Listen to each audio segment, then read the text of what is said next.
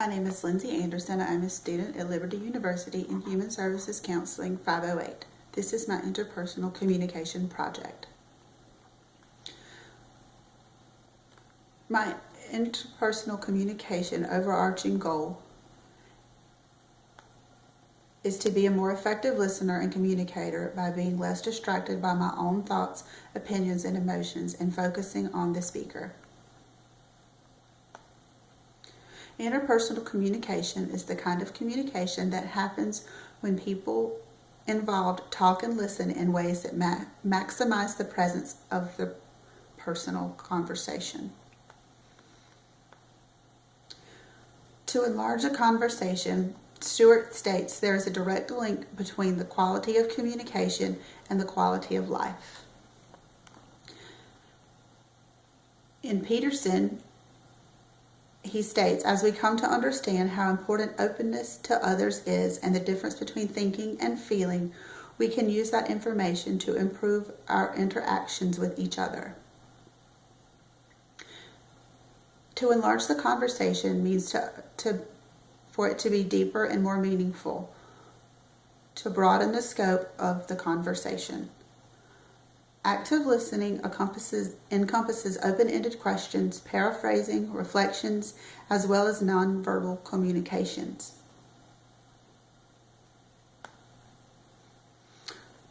I am a 35-year-old female. I am a mother and a single parent. I hold a full-time job. I am independent, organized, determined, and I'm a perfectionist. The behavioral blend is a personality pattern of the way I think, act, and feel based on the 4 temperament models of human behavior in the Carbonell text.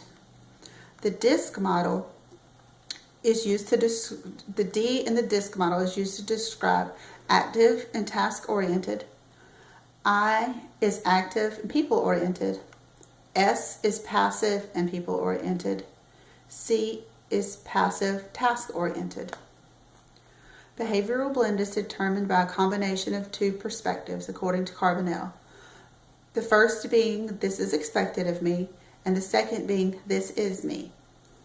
The Uniquely You assessment identified my behavioral blend as this is expected of me as being DC, which is active task-oriented and passive task-oriented. And this is me, CSD, which is passive task-oriented, passive people-oriented, and active task-oriented. My behavioral blend has influenced my conversation positively in that I am comprehensive, I have the ability to reason, and that I am non-judgmental. Negative ways that behavioral blend has affected my conversation is sometimes others view me as intimidating.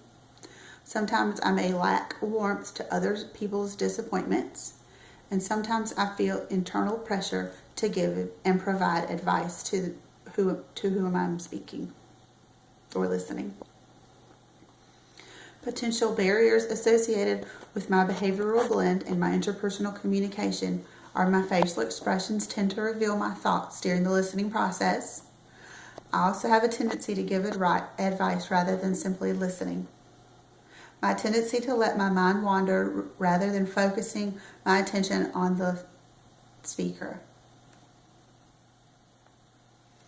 Ways that I could deal with these potential barriers are increased awareness of controlling my facial expression when someone is speaking and I'm listening.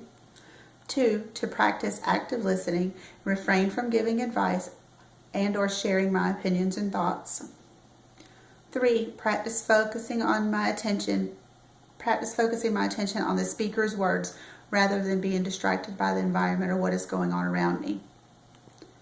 According to Burley Allen, listening involves a more sophisticated mental process than hearing.